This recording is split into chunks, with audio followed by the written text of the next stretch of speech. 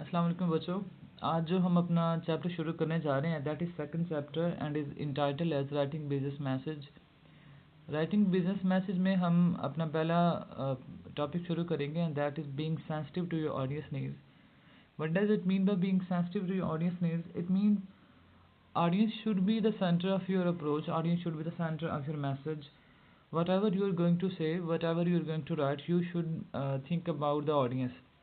Whatever your message is, whatever your approach is, but that approach or that message should be according to the needs, according to the wishes, or according to the desires of your audience.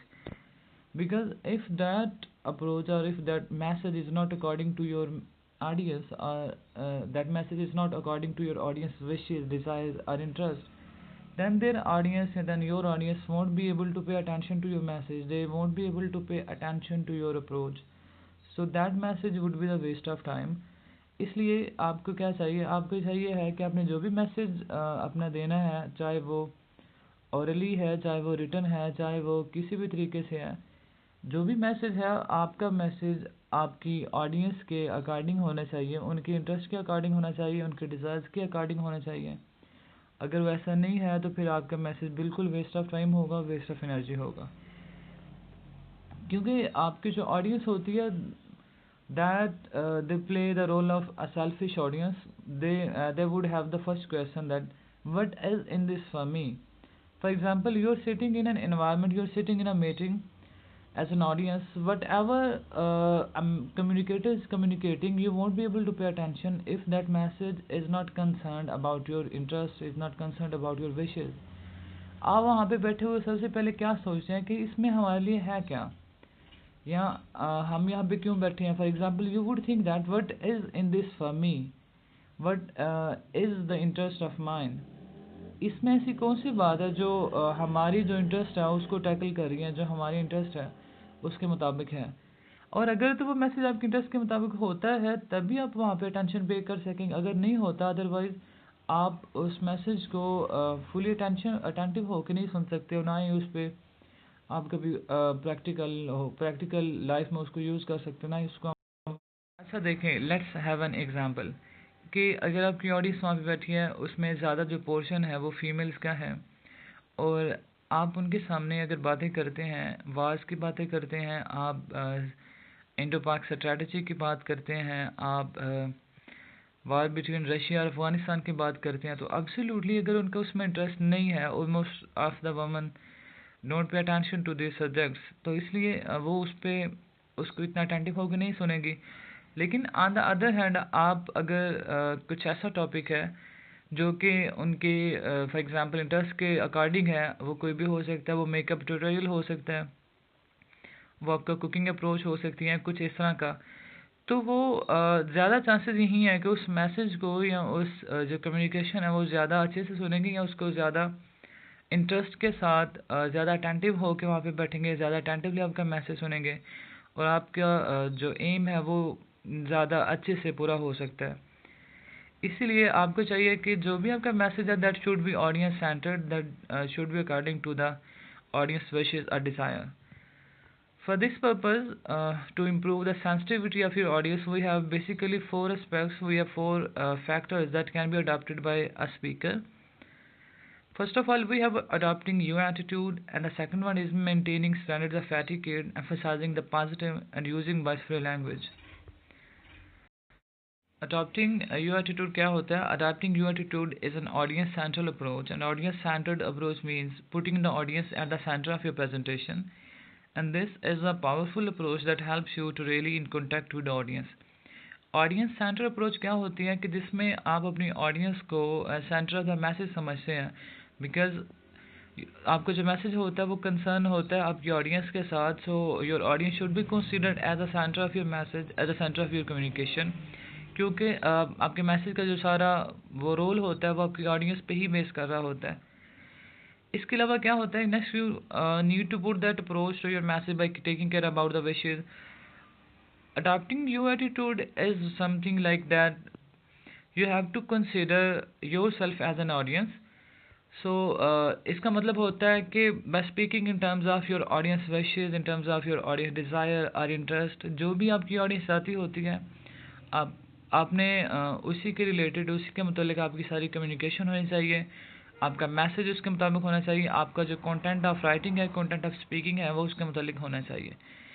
And the third and the most important thing is in adopting you attitude is you have to remove yourself with the words like I, me, mine, our, we, etc.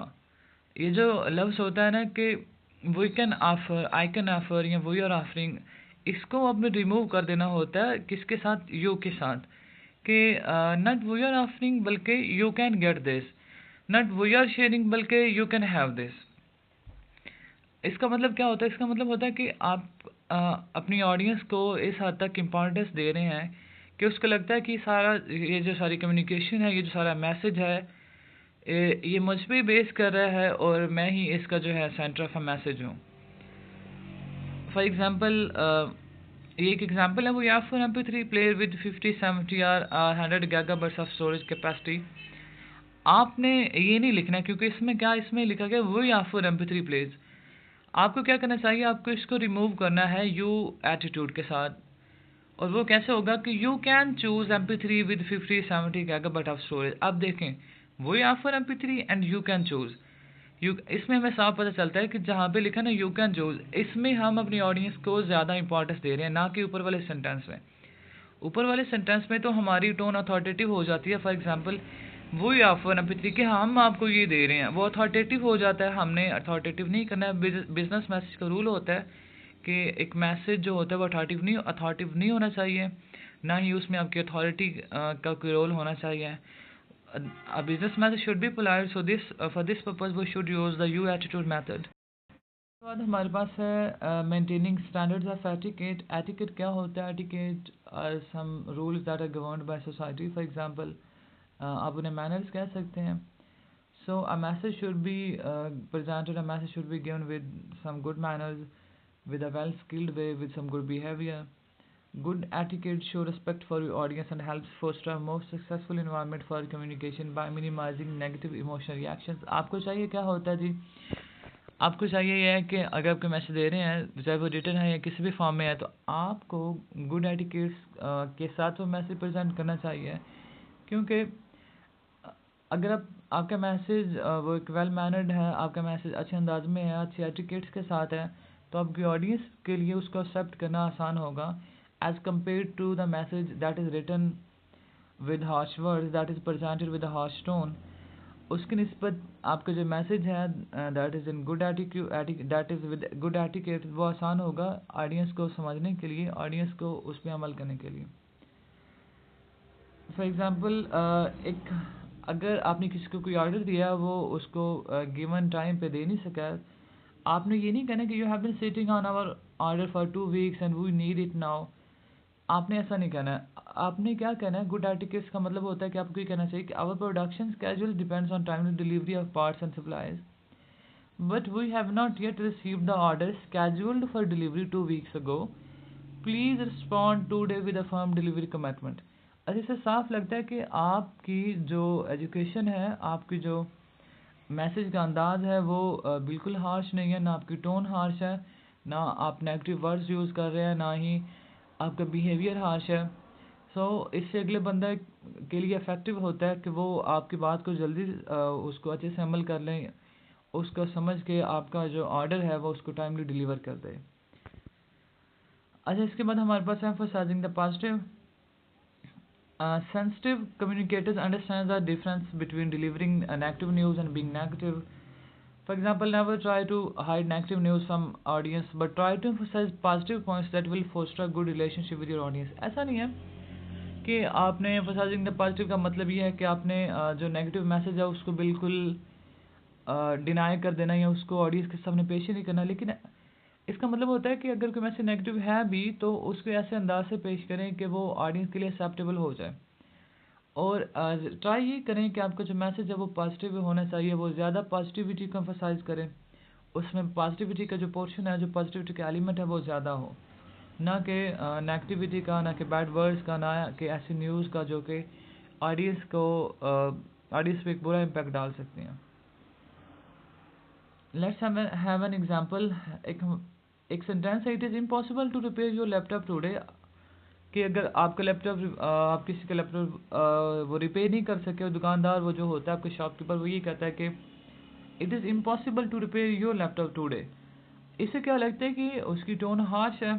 इससे हमें साफ लग रहा है क्योंकि उसका जो sentence structure है, उसकी जो डायलॉग डिलीवरी है, उसे हमें साफ लग रहा है कि उसकी टोन हार्श है, और हार्श टोन स्पीक ऑडियंस के लिए एक्सेप्टेबल नहीं होती है।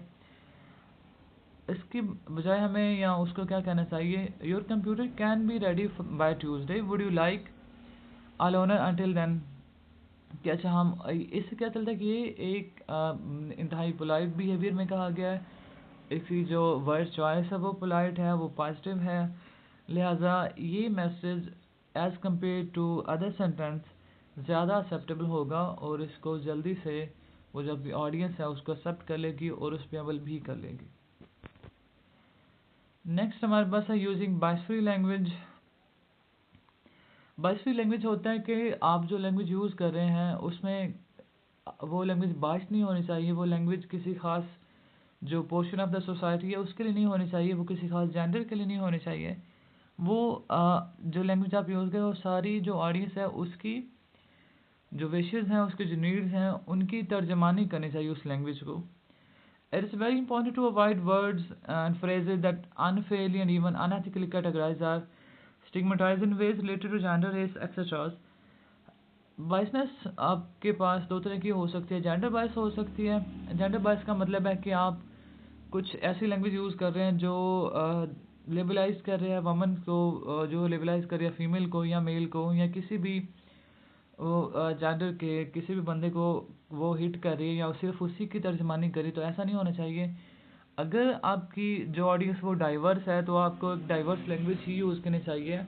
डाइवर्स मतलब ऐसी लैंग्वेज यूज़ करनी चाहिए जो उस diverse portion of the society को रिप्रेजेंट कर सके, उनका मैसेज अच्छे से कन्वे कर सके। ना कि ऐसी लैंग्वेज जो कि सिर्फ एक पोर्शन के लिए हो, फॉर एग्जांपल वो सिर्फ मेल्स के लिए हो या वो सिर्फ फीमेल्स के लिए हो। डिसेबिलिटी बाइस क्या होती है? Don't use physical, cognitive, sensory और emotional impairments in business message unless those conditions are directly relevant to the subject. ऐसा नहीं है कि आप कुछ वो इमोशनल ऐड कर रहे हैं जो कि हमारे बिजनेस मैसेज में ज़रूरी नहीं होता है, लिहाजा इन चीज़ों से हमें अवॉइड करना चाहिए। यही आज का हमारा टॉपिक है। इसके बाद हम इंशाल्लाह अपने नेक्स्ट जो हमारा टॉपिक है उसकी तरफ मूव करेंगे। तब तक इसको अच्छे से तैयार कर लें, और आपके जो MCQs हैं वो भी आपके लेक्चर्स में ऐसे ही होंगे, और इस लेक्चर्स को अपने बुक के साथ कंपेयर भी कर लीजिएगा और उसको अच्छे से तैयार भी कर लीजिएगा बुक के थ्रू।